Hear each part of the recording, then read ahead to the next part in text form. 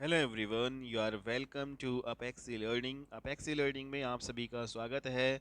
उम्मीद करता हूँ आप सब अच्छे होंगे और अपनी पढ़ाई अच्छे से कर रहे होंगे। आज की क्लास में हम पॉलिटी का अपना अगला लेक्चर स्टार्ट करेंगे और इस लेक्चर में हम कवर करेंगे महिला आयोग के बारे में। ठीक है, जैसा कि आप जानते हैं कि पिछले क्लासेस में हम constitutional and non constitutional body, जो हमारी संवैधानिक और गैर संवैधानिक संस्थाएं हैं, उसके बारे में पढ़ रहे थे। तो उन्हीं में जो है आपका ये आता है वुमेन कमीशन, महिला आयोग। तो महिला आयोग ये आपका संवैधानिक संस्था है या फिर एक गैर संवैधानिक संस्था है? तो ये गैर संवैधानिक संस्था है, नॉन कॉन्स्टिट्यूशनल बॉडी में आपका आएगा और उसमें भी आपका ये स्टैट्यूटरी बॉडी के अंतर्गत आता है। ठीक है, तो स्टैट्यूटरी बॉडी के अंतर्गत आपका ये आता है महिला आयोग, जिसको हम वैधानिक संस्था या संविधिक संस्था भी कहते हैं।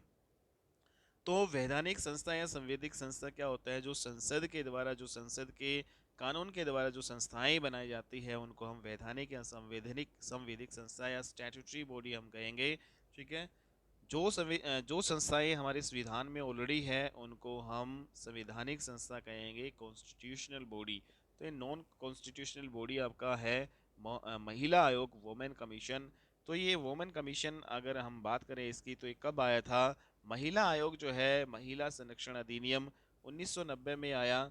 ठीक है, और इसका जो गठन किया गया महिला आयोग का, तो 1992 में इसका फिर गठन कर दिया गया। 1990 में महिला संरक्षण अधिनियम आया, 1992 में इसकी स्थापना हो जाती है महिला आयोग की, वुमेन कमीशन की। ठीक है, अगर इसमें चेयरमैन और मेंबर्स की बात करें तो महिला आयोग है, इसमें एक चेयरमैन होता है, 5 इसमें मेंबर्स होते हैं। ठीक है, एक अध्यक्ष और 5 अन्य सदस्य इसमें होते हैं। इन सभी को जो है इनकी नियुक्ति करने का काम कौन करता है? इनकी अपॉइंटमेंट एंड रिमूवल जो है किसके द्वारा की जाती है? प्रेसिडेंट के द्वारा की जाती है। ठीक है, तो राष्ट्रपति है इनकी नियुक्ति करता है, राष्ट्रपति ही इनको हटाने का काम करता है। लेकिन राष्ट्रपति जो है किसकी एडवाइस पे करता है? सेंट्रल जो गवर्नमेंट हमारी है, केंद्रीय सरकार की सलाह पर जो है इनको हटाने का और इनको नियुक्ति करने का काम करता है राष्ट्रपति। ठीक है, तो महिला आयोग के जो चेयरमैन होती है वो एक महिला ही बनाई जाती है। महिला आयोग की जो अध्यक्ष होती है, महिला को ही बनाया जाता है। अगर हम बात करें कि जो महिला आयोग के जो चेयरमैन और मेंबर्स हैं, इनका टेन्योर जो है, इनका जो कार्यकाल है वो कितना होता है? तो इनका कार्यकाल 3 वर्ष का होता है और मैक्सिमम रिटायरमेंट एज इनकी 65 वर्ष में इनकी रिटायरमेंट एज होती है। ठीक है, महिला आयोग जो है उनका कार्यकाल कितना होता है? 3 वर्ष का, रिटायरमेंट एज 65 ईयर। अगर रिजाइन की बात करें, ये अपना इस्तीफा जो है, महिला आयोग के जो अध्यक्ष और सदस्य है अपना इस्तीफा प्रेसिडेंट को देंगे, राष्ट्रपति को। महिला आयोग के जो सदस्य और अध्यक्ष हैं उनकी शपथ कौन दिलाता है? इनको ओथ कौन दिलाता है? तो इनको ओथ दिलाने का काम भी प्रेसिडेंट करता है, प्रेसिडेंट के द्वारा इनको शपथ दिलाई जाती है। एनुअल जो रिपोर्ट, ये अपनी वार्षिक जो रिपोर्ट है, महिला आयोग की जो वार्षिक रिपोर्ट है, एनुअल रिपोर्ट है, वो महिला आयोग किसको देता है? सेंटर की जो गवर्नमेंट होती है, केंद्रीय सरकार को जो है अपनी रिपोर्ट ये सौंपते हैं। ठीक है, महिला आयोग है उसका क्या काम है? तो इम्पोर्टेंट अगर हम बात करें, to protect and development of women. तो वुमेन के जो अधिकार हैं, ठीक है, उनका क्या करना? प्रोटेक्शन करना। और वुमेन से रिलेटेड जितने भी अधिनियम बनाए गए हैं, जो भी रूल एंड रेगुलेशन बनाए गए हैं, ठीक है, उन सभी का प्रोटेक्शन करना और महिलाओं का जो है विकास, अ, ये इम्पोर्टेंट रोल है महिला आयोग का, वुमेन कमीशन का। तो इस आयोग की जो चेयरमैन बनाई जाती है वो एक महिला ही बनाई जाती है, ये आपको ध्यान में रखना है। तो वुमेन कमीशन, महिला आयोग का जो अध्यक्ष है वो एक महिला ही बनती है। एक चेयरमैन होते हैं, इसमें 5 अन्य जो सदस्य हैं, टोटल जो है 6 सदस्य इसमें होते हैं। पहली महिला अध्यक्ष की अगर हम बात करें, तो महिला आयोग की पहली अध्यक्ष बनी थी जयंती पटनायक। वेरी वेरी इंपॉर्टेंट, काफ़ी बार एग्जाम में पूछा जाता है। महिला आयोग जो है, वुमेन कमीशन की पहली जो चेयरमैन या अध्यक्ष हैं वो किससे बनाया गया था? जयंती पटनायक को बनाया गया था। ठीक है, तो ये हमारा वुमेन कमीशन है जो कि एक स्टैट्यूटरी बॉडी, वैधानिक संस्था है, इसको हमने कर लिया है। अगला हम देखते हैं क्षेत्रीय परिषद है उसके बारे में। क्षेत्रीय परिषद है, इसको बोला जाता है जोनल काउंसिल। ठीक है, इसको शॉर्टकट हम जर्सी के द्वारा भी हम डिनोट करते हैं। तो जोनल काउंसिल क्षेत्रीय परिषद होती है। तो ये भी क्या है, एक वैधानिक संस्था है। संसद के द्वारा जो है जो संस्थाओं का गठन किया जाता है उनको वैधानिक संस्था, संवैधिक संस्था या फिर स्टैट्यूटरी बॉडी बोलते हैं। ठीक है, और ये सारी आपकी नॉन कॉन्स्टिट्यूशनल होती हैं, गैर संवैधानिक संस्थाएं होती हैं। तो क्षेत्रीय परिषद जो आपकी है, ये एक क्या काम होता है, स्टेट रिकॉग्नाइजेशन जो है एक्ट के तहत जो इसको बनाया गया था क्षेत्रीय परिषद को। राज्य पुनर्गठन अधिनियम आया 1956 में। तो राज्य पुनर्गठन अधिनियम, स्टेट रिकॉग्नाइजेशन एक्ट 1956 में आया, उसी के माध्यम से जो है क्षेत्रीय परिषद, जोनल काउंसिल्स को बनाया गया था। ठीक है, तो 1956 में ही राज्य पुनर्गठन अधिनियम आया और इसका गठन भी जो है क्षेत्रीय परिषद है, जितने भी जोनल काउंसिल्स है उनका गठन कब किया गया था, 1956 में किया गया था। तो पहले जो है 5 जो क्षेत्रीय परिषद होती थी, 5 जोनल काउंसिल होती थी। ठीक है, तो कौन कौन सी होती थी, जैसे ईस्ट में, पूर्व में आपकी ईस्ट जोनल काउंसिल होगी, पश्चिम में वेस्ट जोनल काउंसिल होगी, नॉर्थ में नॉर्थ जो है जोनल काउंसिल होगी, साउथ में साउथ जोनल काउंसिल, और एक आपकी ये बीच में होगी। ठीक है, तो बीच में आपकी हो जाएगी सेंट्रल जोनल काउंसिल। तो इन सभी जो है पांचों का गठन 1956 में ही कर दिया गया था। लेकिन फिर एक छठी जोनल काउंसिल भी बनाई गई, जिसको हम नदन जो है ईस्टर्न काउंसिल बोलते हैं। ठीक है, तो यहाँ पे जो है जैसे नॉर्थ में एक यहाँ पे हो गई, साउथ में यहाँ पे हो गई, ईस्ट में, वेस्ट में और एक सेंटर में एक जोनल काउंसिल आपकी नॉर्थ और ईस्ट वाले इस एरिया में भी बनाई गई। ठीक है, तो इस प्रकार से नदन जो ईस्टर्न काउंसिल जिसको बोला जाता है, ये आपकी सेटअप की गई थी 1972 में। तो ये आपको ध्यान में रखना है। तो 5 जोनल काउंसिल्स हैं, उनको 1956 में इनकी स्थापना की गई, और एक जो है नदन ईस्टर्न जो जोनल काउंसिल है 1972 में इसकी स्थापना की गई थी। ओके, तो ये क्यों बनाई गई जोनल काउंसिल्स, तो अंतर्राज्य जो परिषद, जैसा कि हम देखते हैं कि अंतर्राज्य इंटर स्टेट काउंसिल जिसको हम बोलते हैं, ठीक है, इंटर स्टेट काउंसिल, तो इंटर स्टेट काउंसिल बोला जाता है अंतर्राज्य परिषद को। तो अंतर्राज्य परिषद है केंद्र और राज्यों के बीच में अगर कोई विवाद उत्पन्न हो जाता है, कोई कॉन्फ्लिक्ट हो जाता है, या फिर दो या दो से अधिक राज्य हैं उनके बीच में कोई कॉन्फ्लिक्ट या विवाद उत्पन्न हो जाता है, तो संघात्मक व्यवस्था जो है उसको बनाए रखने के लिए अंतर्राज्य परिषद, इंटर स्टेट काउंसिल और क्षेत्रीय परिषद का होना क्या होता है, ज़रूरी होता है। जोनल जो काउंसिल्स है इनका जो है होना ज़रूरी होता है। तो इम्पोर्टेंट बात यही है भाई, जो जोनल काउंसिल है, जो क्षेत्रीय परिषद या फिर इंटर स्टेट काउंसिल, अंतर्राज्य परिषद, इनका काम क्या है कि भाई केंद्र और राज्यों के बीच में जो भी अगर विवाद हो जाए, या फिर दो या दो से अधिक राज्यों के बीच में कोई विवाद हो जाए, तो संघात्मक व्यवस्था को बनाए रखने के लिए अंतर्राज्य परिषद और क्षेत्रीय परिषद जो है ये बनाई जाती है। ठीक है, तो ये इनका इम्पोर्टेंट काम होता है। जबकि अंतर्राज्य जो परिषद की बात करें, इंटर जो स्टेट काउंसिल है ये बड़े मामलों को देखती है। ओके, जबकि जोनल काउंसिल है जो हमारी क्षेत्रीय परिषद है वो छोटे मामलों को देखती है। तो जो भी बड़े मामले होंगे वो अंतर्राज्य परिषद देखेगी, छोटे मामले होंगे, ठीक है, दो स्टेट्स के बीच में, तो उनको जोनल काउंसिल आपकी ये देखती है। अगर हम यहाँ पे बात करें कि जो इंटर स्टेट काउंसिल है, अंतर्राज्य जो परिषद है, वो आपकी कौन सी संस्था है, तो ये एक संवैधानिक संस्था है, संविधान में ऑलरेडी ये थी, तो इसलिए इसको संवैधानिक संस्था बोलेंगे। जबकि जो क्षेत्रीय जो परिषद है वो आपकी एक वैधानिक संस्था है।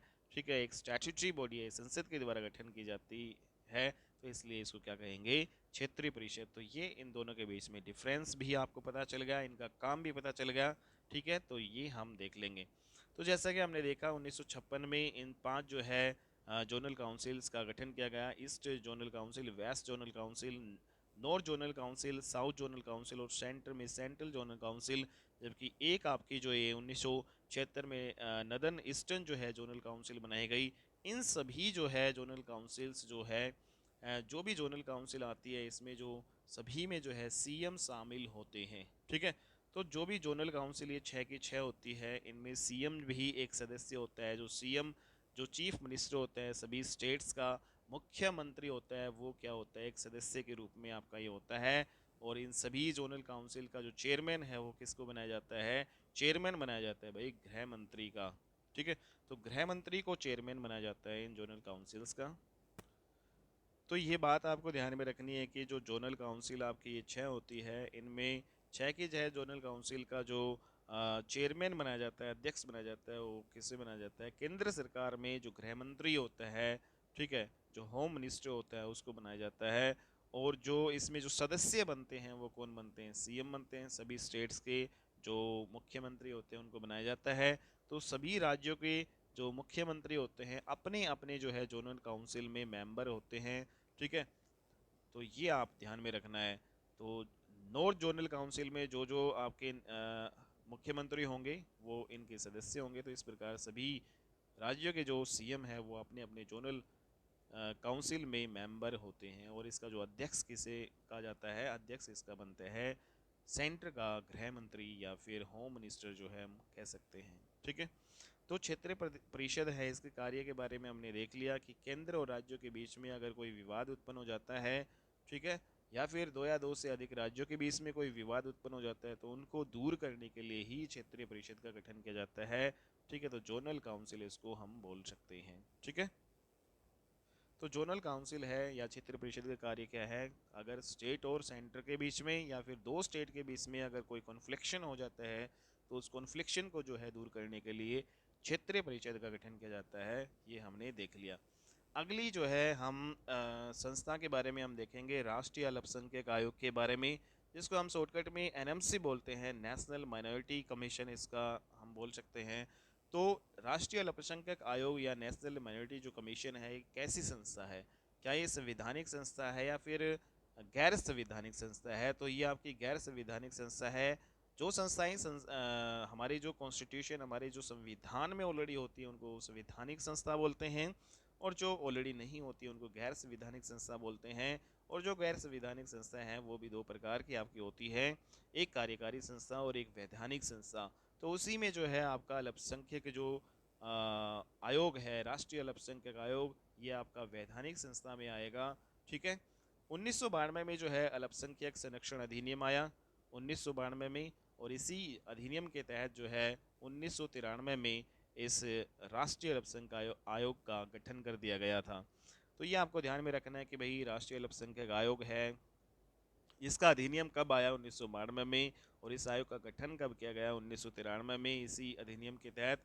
अगर हम देखें अल्पसंख्यक राष्ट्रीय अल्पसंख्यक आयोग है, इसका चेयरमैन एक होता है, डिप्टी चेयरमैन होते हैं, और 5 अन्य सदस्य इसमें होते हैं। अध्यक्ष, उपाध्यक्ष होता है इसमें, और 5 अन्य जो है सदस्य भी होते हैं। तो इन सभी जो है कि अपॉइंटमेंट और रिमूवल जो है कौन करता है? प्रेसिडेंट करता है। लेकिन प्रेसिडेंट भी किसकी एडवाइस पे करता है? सेंटर की जो गवर्नमेंट होती है उसकी एडवाइस भी करता है। तो जो भी अध्यक्ष, उपाध्यक्ष और 5 अन्य सदस्य होते हैं राष्ट्रीय अल्पसंख्यक आयोग, इनके नियुक्ति, इनको हटाने का काम कौन करता है? राष्ट्रपति करता है। लेकिन राष्ट्रपति भी किसकी सलाह पे करता है? केंद्र सरकार की जो सलाह पे जो है ये काम करता है। फिर इसमें अगर हम आगे देखें, 6 धर्म होते हैं इसमें। राष्ट्रीय अल्पसंख्यक आयोग है, इसमें टोटल जो आपके जो है 6 धर्म होते हैं। और उन 6 धर्म में आपके कौन कौन से हैं? मुस्लिम जो है धर्म, ईसाई धर्म, सिख धर्म और बौद्ध धर्म आपका आ जाएगा, जैन धर्म और पारसी धर्म, ये सारे के सारे जो है 6 धर्म इसमें शामिल किए गए हैं राष्ट्रीय अल्पसंख्यक आयोग में। तो ये आपको ध्यान में रखना है, मुस्लिम, ईसाई, ठीक है, और सिख, पारसी, जैन और बौद्ध, ये सारे 6 धर्म इसमें शामिल किए गए हैं। जबकि इसमें पहले जो है 5 धर्म शामिल थे, लेकिन 2014 में एक अन्य जो धर्म जैन धर्म है को भी इस राष्ट्रीय अल्पसंख्यक आयोग में शामिल कर लिया गया था। तो अगर हम आगे देखें कि जो राष्ट्रीय अल्पसंख्यक आयोग है, इसके जो चेयरमैन होता है, डिप्टी चेयरमैन होता है, 5 अन्य मेंबर होते हैं, ये अपना इस्तीफ़ा जो है, ये अपना रिजाइन जो है ये किसको सौंपते हैं? रिजाइन राष्ट्रपति को जो है सौंपेंगे, ठीक है। इनका कार्यकाल है, इनका टेनोर कितना होता है इन सभी सदस्यों का, और अध्यक्ष और जो मेंबर हैं इनका कार्यकाल 3 वर्ष का होता है केवल। 65 वर्ष की आयु में ये रिटायरमेंट आपके ये हो जाते हैं, ठीक है। मैक्सिमम रिटायरमेंट एज है वो 65 ईयर है, और कार्यकाल इनका 3 ईयर का होगा, ओके। तो ये हमारा राष्ट्रीय अल्पसंख्यक आयोग था। तो इसमें जो अपनी ये वार्षिक रिपोर्ट है राष्ट्रीय अल्पसंख्यक आयोग है वो किसको सौंपता है? केंद्र सरकार को सौंपता है, सेंट्रल गवर्नमेंट को सौंपता है। क्या इंपॉर्टेंट कार्य है? जैसे कि हमने देखा जितने भी आपके 6 धर्म थे वो आपके, ठीक है, तो अल्पसंख्यकों के हितों का संरक्षण करना और उनका विकास करना जो है इसका मुख्य कार्य है राष्ट्रीय अल्पसंख्यक आयोग का, जिसमें हमने देखे थे 6 धर्म आपके ये आते हैं। मेनली रूप से उनके हितों का संरक्षण करना और उनका विकास करना इसका जो है इम्पोर्टेंट कार्य है। तो ये आप देख सकते हो। अगला हम जो संस्था के बारे में हम पढ़ेंगे NIA। NIA जो संस्था है जिसको हम नेशनल इन्वेस्टिगेशन एजेंसी बोलेंगे, राष्ट्रीय जो आपका जांच एजेंसी आपका ये है NIA। तो कैसी संस्था है ये भी संसद के द्वारा जो है बनाई जाती है, तो एक वैधानिक संस्था में ही आएगा, ठीक है। और इन्वेस्टिगेशन एक्ट 2008 में आया और इसी के जो है तहत 2008 में इसकी स्थापना कर दी गई NIA की, नेशनल इन्वेस्टिगेशन एजेंसी की, ठीक है। तो जो 2008 में इसकी जो है गठन किया गया और इसी जो है एक्ट के माध्यम से 2008 में आया, इसका गठन किया गया। इसका क्या कार्य है, नेशनल इन्वेस्टिगेशन एजेंसी का काम, मुख्य कार्य क्या है कि भाई आतंकवादी जो गतिविधियां होती हैं उनकी जांच करने वाली एक ये संस्था होती है, ठीक है। और जो नेशनल इन्वेस्टिगेशन एजेंसी है इसके पास पावर होती है कि बिना पुलिस के सहयोग के सीधा सीधा जो है ये जांच करने वाली संस्था है, नेशनल इन्वेस्टिगेशन एजेंसी। कब आई? 2008 के अधिनियम के तहत आई और इसी अधिनियम के तहत इसको गठन किया गया। इसका मुख्य रूप से क्या काम है? इसका मुख्य रूप से काम है जो आतंकवादी गतिविधियां होती हैं उनकी जांच करना, NIA का, ठीक है। तो ये आपको ध्यान में रखना है। अगली जो है, तो ये सारी संस्थाएं हमने देख ली भाई। तो जितने भी वैधानिक संस्थाएं हैं ऊपर हमने पूरी कर ली। और इससे पहले वाले लेक्चर में भी हमने कुछ वैधानिक संस्थाएं हैं, स्टैट्यूटरी बॉडी हम इसको बोलेंगे, ठीक है। तो ये सारी स्टैट्यूटरी बॉडी हमने कर ली है, सारी संवैधिक जो संस्थाएं हैं वो हमने कर ली है। तो एक बार फिर से हम यहाँ पे डिटेल में देख लेते हैं कि कौन कौन सी संवैधिक जो है संस्थाएं हमने ऊपर की हैं। तो इसमें कैट सेट आएगा, NGT आएगा, तो इसमें सेंट्रल एडमिनिस्ट्रेटिव ट्रिब्यूनल आएगा, और सेट हमने पढ़ा था स्टेट एडमिनिस्ट्रेटिव ट्रिब्यूनल। तो ये जो ट्रिब्यूनल्स है ये दोनों, और जो नेशनल ग्रीन जो है ट्रिब्यूनल, ये सारी हमने कर ली थी, सारी वैधानिक संस्थाएं आएंगी।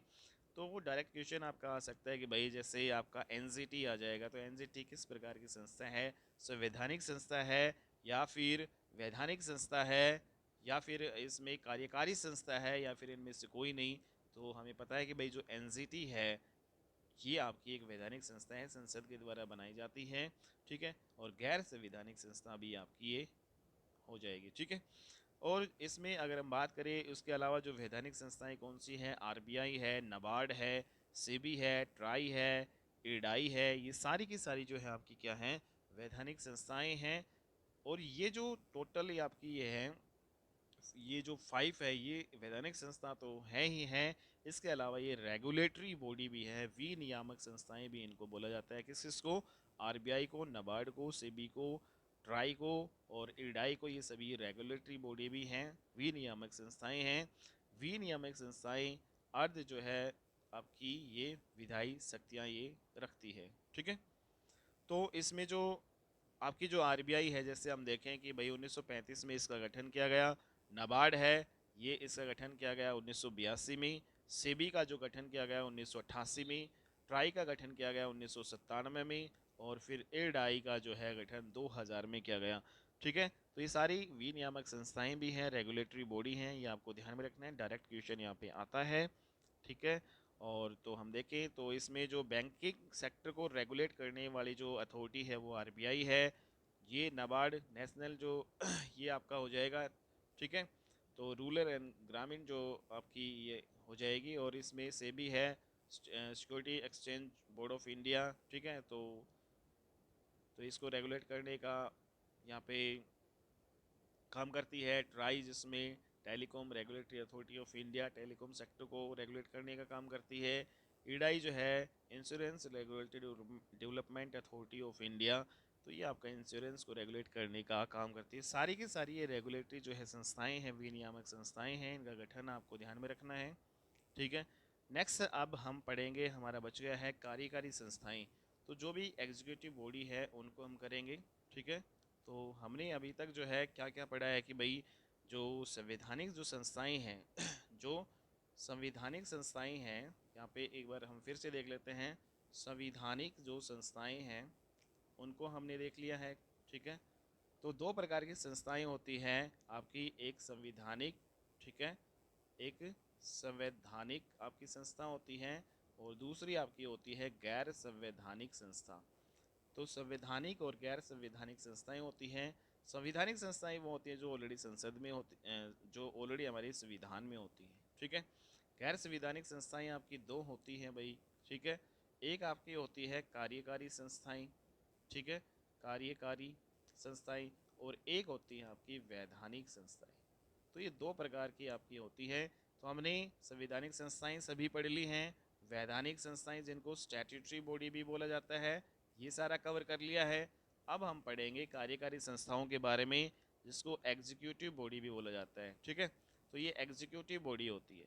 तो जितनी भी आपकी कार्यकारी संस्थाएं हैं, एग्जीक्यूटिव बॉडी है, उन सभी को अब हम करेंगे वन बाय वन। तो इसमें देख लेते हैं सबसे पहले कि भाई कार्यकारी संस्थाएं किसे कहते हैं।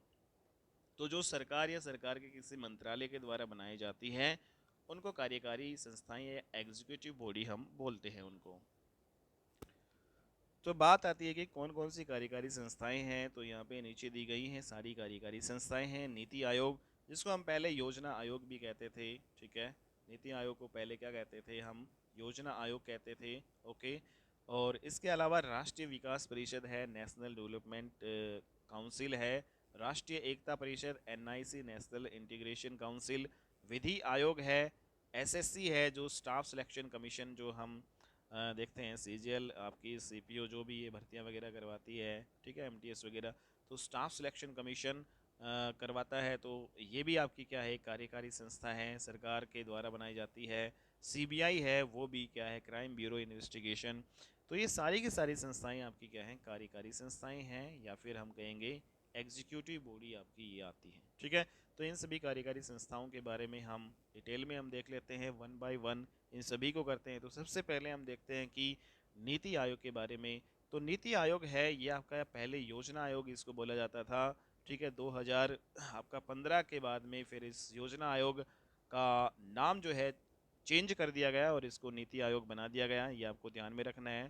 तो योजना आयोग को ही क्या बोला जाता है, नीति आयोग। 2015 में इसका गठन किया गया, ठीक है, नीति आयोग का।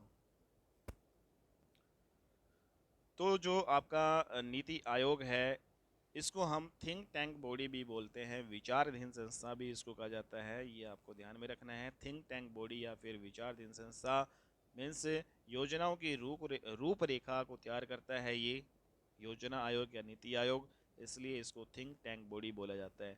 तो जो भी योजनाएं होती हैं उनकी रूपरेखा जो है तैयार करने का काम होता है, इसलिए इसको थिंक टैंक बॉडी या विचारधीन संस्था भी बोला जाता है नीति आयोग को। कब इसका गठन किया गया था, तो 2015 में, 1 जनवरी 2015 में नीति आयोग का गठन किया गया। अच्छा, अगर इसकी हम बात करें कि इसमें जो मेंबर्स की जो बात करें, तो इसमें जो पदेन अध्यक्ष है वो कौन होता है, प्राइम मिनिस्टर होता है, हमारा प्रधानमंत्री होता है इसका।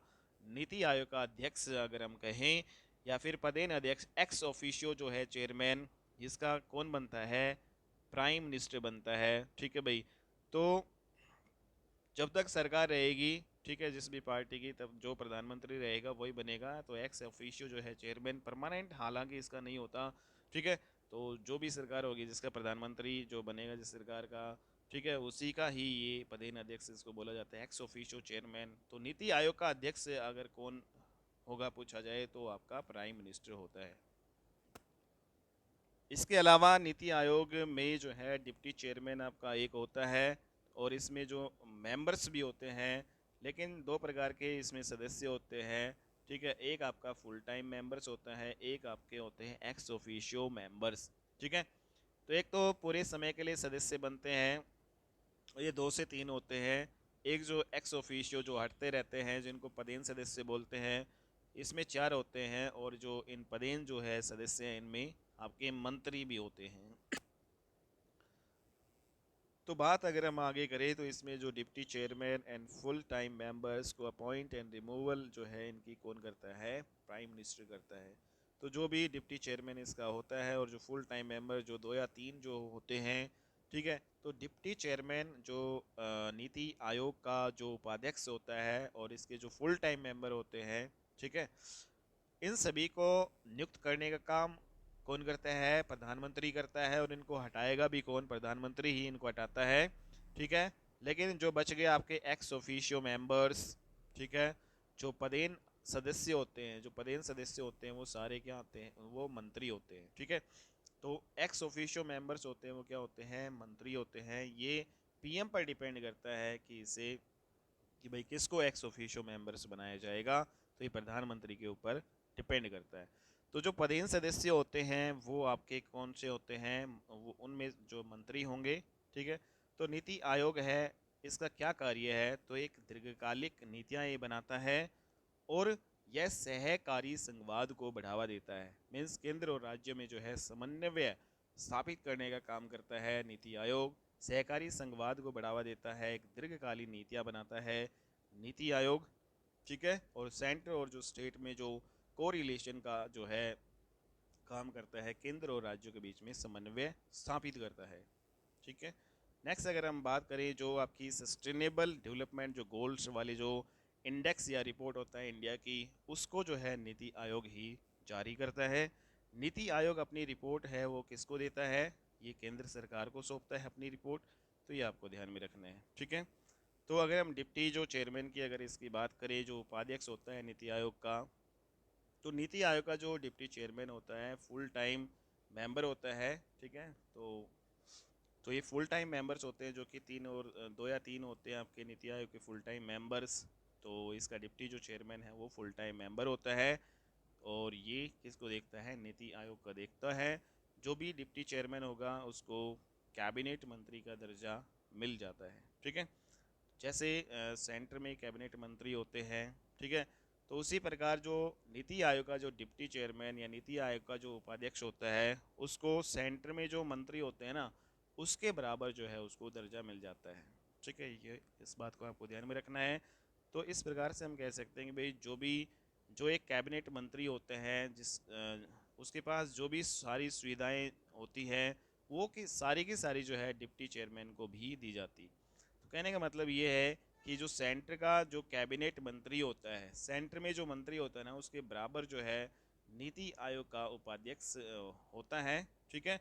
और जिस प्रकार से सेंटर के जो कैबिनेट मंत्री होते हैं उनको जो भी सुविधाएं दी जाती है वो सारी सुविधाएं जो है डिप्टी चेयरमैन जो होता है नीति आयोग का वो सारी सुविधाएं इसको मिलती हैं। तो डिप्टी चेयरमैन एंड मेंबर्स जो है उसको हटाने का काम कौन करता है, प्राइम मिनिस्टर करता है, ठीक है। तो डिप्टी चेयरमैन है उसको कौन हटाएगा, प्रधानमंत्री हटाएगा, और जो भी मेंबर्स होते हैं उनको भी प्रधानमंत्री हटाता है, ठीक है। लेकिन कुछ संस्थाएं हैं जैसे आरबीआई है, रिजर्व बैंक ऑफ इंडिया है आपका, ठीक है, नाबार्ड है, ठीक है, और आपका ये सेबी है। इन सभी के जो भी चेयरमैन होते हैं, इन सभी के जो भी सदस्य मेंबर्स होते हैं उनको अपॉइंटमेंट करने का काम और उनका रिमूवल करने का काम है वो किसका होता है, प्राइम मिनिस्टर का होता है, ठीक है। तो प्राइम मिनिस्टर होता है, लेकिन केंद्र सरकार जो है किस सलाह पे, तो प्राइम मिनिस्टर या केंद्र सरकार इनके चेयरमैन और मेंबर्स को हटाती है। जो आरबीआई, नाबार्ड और सेबी है, इनके चेयरमैन और मेंबर्स है उनको हटाने का काम और उनको नियुक्त करने का काम किसका होता है, प्राइम मिनिस्टर का होता है। ये आपको ध्यान में रखना है।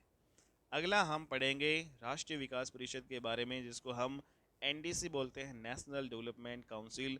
तो नेशनल डेवलपमेंट काउंसिल है इसका गठन कब किया गया था, तो ये भी आपकी क्या है, एक कार्यकारी संस्था है भाई, आपको ध्यान में रखना है। एक एग्जीक्यूटिव बॉडी है, सरकार या सरकार के किसी मंत्रालय के द्वारा जो संस्था बनाई जाती है उसको कार्यकारी संस्था या एग्जीक्यूटिव बॉडी बोलते हैं, ठीक है।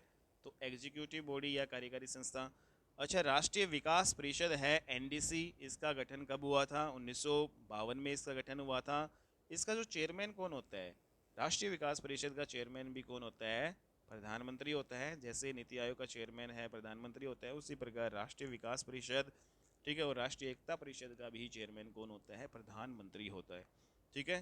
तो राष्ट्रीय विकास परिषद का चेयरमैन और जो इसके जो सदस्य ये हो गए, तो चेयरमैन तो प्रधानमंत्री बनेगा, लेकिन जो सदस्य हैं वो कौन होंगे भाई, राष्ट्रीय विकास परिषद के जो सदस्य भाई जितने भी स्टेट के जो मुख्यमंत्री होते हैं, जो चीफ मिनिस्टर होते हैं, सीएम होते हैं, वो होते हैं इसमें शामिल।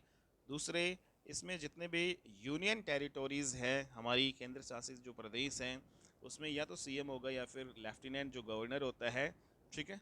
तो जितने भी केंद्र शासित प्रदेश हैं उसके सीएम या लेफ्टिनेंट गवर्नर होते हैं वो भी इसके सदस्य होते हैं राष्ट्रीय विकास परिषद के। इसके अलावा जो है सभी कैबिनेट मंत्री के, तो ये सारे होते हैं सभी कैबिनेट मंत्री। तो इसमें जो सदस्य जो कौन होगा राष्ट्रीय विकास परिषद का, जितने भी स्टेट हैं उसके सीएम होते हैं वो होते हैं, और जो यूनियन टेरिटोरी जो केंद्र शासित प्रदेश होते हैं उनके भी जो भी सीएम या लेफ्टिनेंट गवर्नर वहाँ पे बनता है, ठीक है।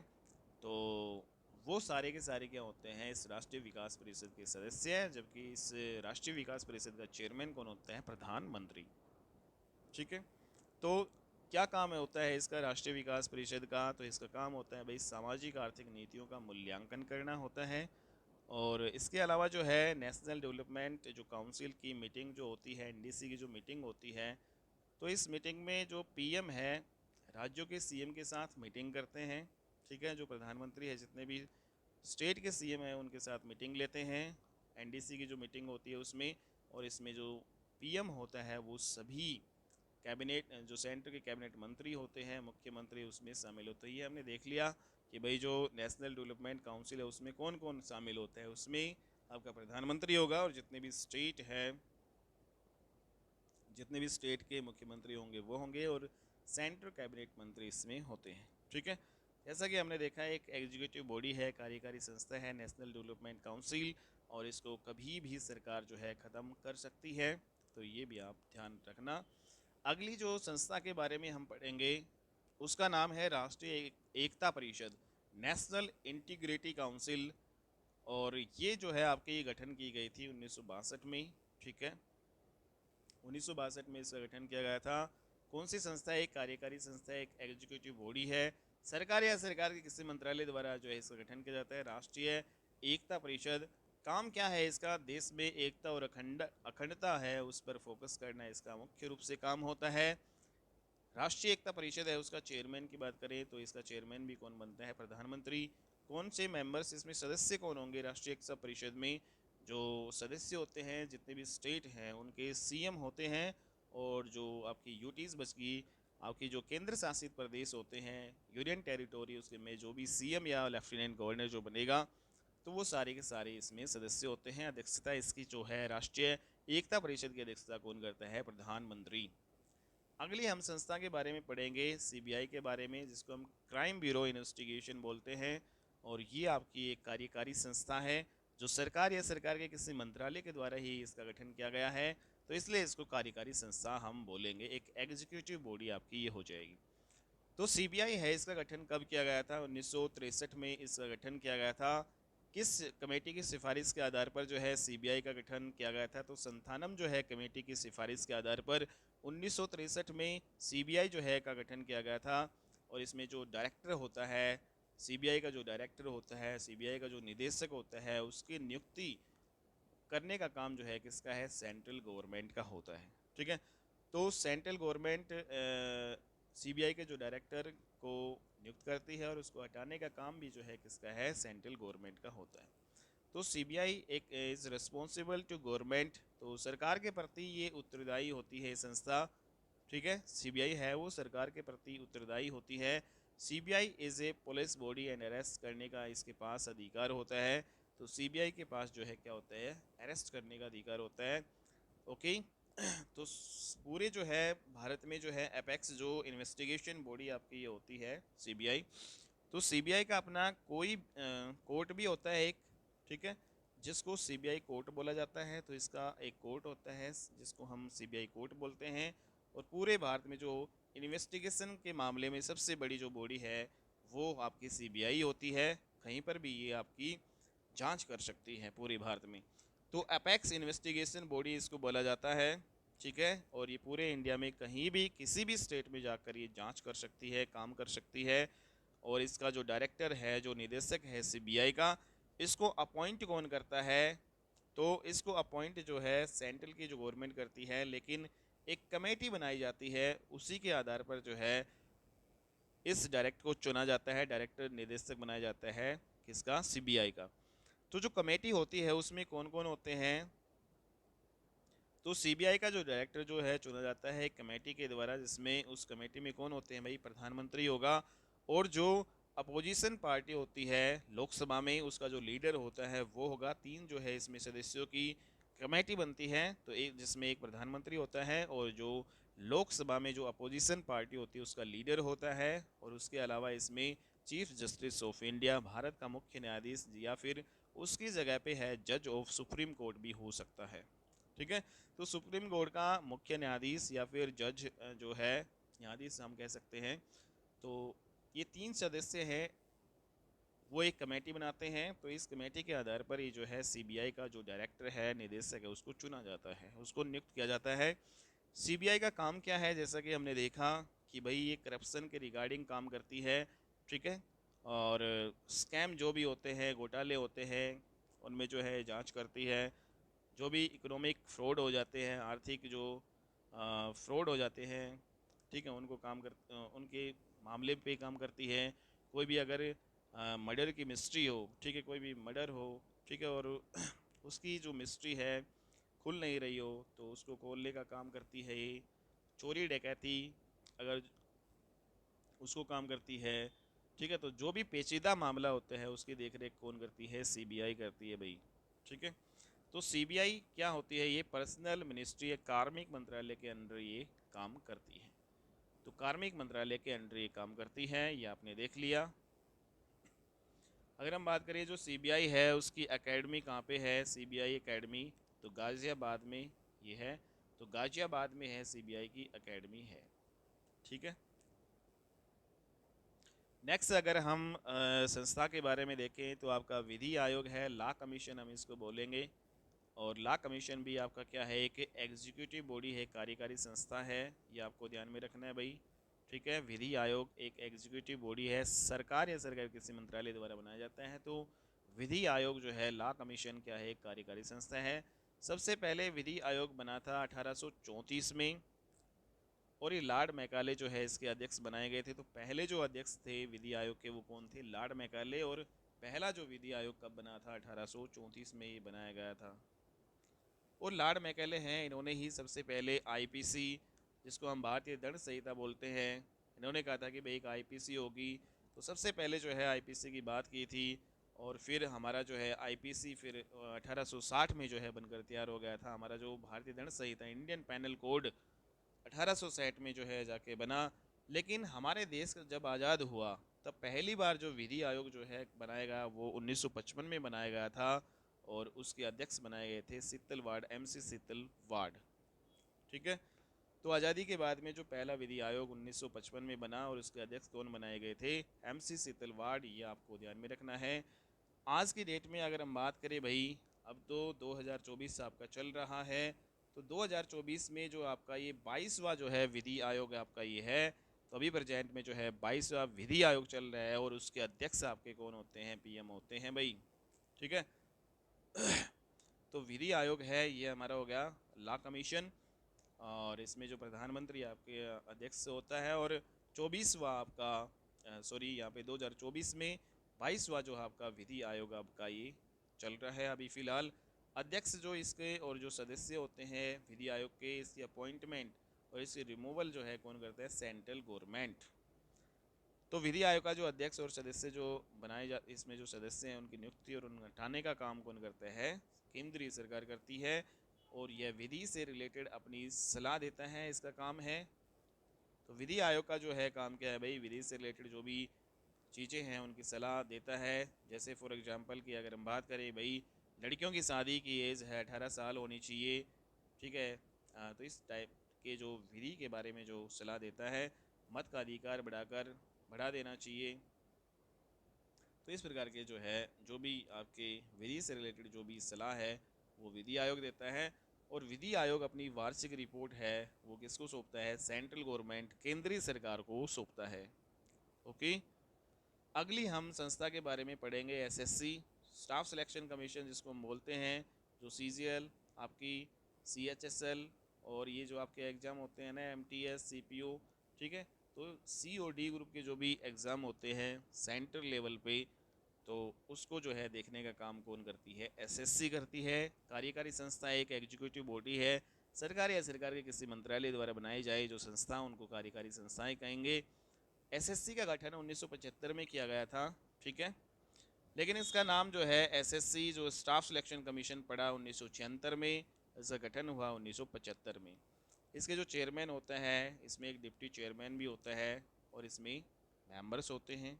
तो इनकी जो भी अपॉइंटमेंट है, इनको रिमूवल का काम कौन करती है? Central government. तो एसएससी का जो भी अध्यक्ष बनेगा, जो भी उपाध्यक्ष बनेगा और इसमें जो सदस्य होते हैं उनकी नियुक्ति और उनको हटाने का काम कौन करेगी? केंद्रीय सरकार ही करती है। तो एसएससी का काम क्या है भाई? सेंटर में जो सीओडी ग्रेड की जो भी एग्ज़ाम होते हैं, जो भी भर्ती होती है, उनको कंडक्ट करवाने का काम होता है इसका।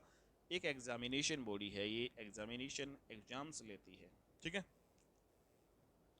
तो ये सारी आपकी जो है कार्यकारी संस्थाएं भाई हो चुकी हैं। तो आज के लेक्चर में हम इसको समाप्त करते हैं। हमने जो भी संस्थाएं हैं आपकी भाई, संवैधानिक संस्थाएं और गैर संवैधानिक संस्थाएं, उन सभी के बारे में डिटेल में चर्चा कर ली है। और आपको जो है कैसी लगी ये क्लास? उम्मीद करता हूँ आपको बहुत अच्छी जो है लगी होगी क्लास। अगर आपको ये ऐसे ही वीडियो और चाहिए तो आप इस चैनल को लाइक एंड जो है शेयर करना और चैनल को सब्सक्राइब जो है बच्चों ज़रूर कर लेना, ठीक है।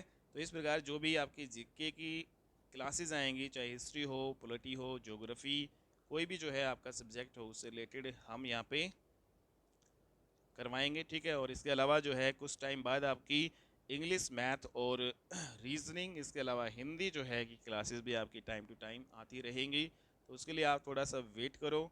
अभी जो है आपकी जीके की क्लासेस ही आती रहेंगी, ओके। तो अगर आपको ये वीडियो अच्छी लगी तो इसको ज़्यादा से ज़्यादा शेयर करना, लाइक करना और चैनल को सब्सक्राइब ज़रूर कर लेना। तो आज की क्लास में इतना ही और हम समाप्त करते हैं अपनी क्लास को, ठीक है। Okay, bye, tata, take care.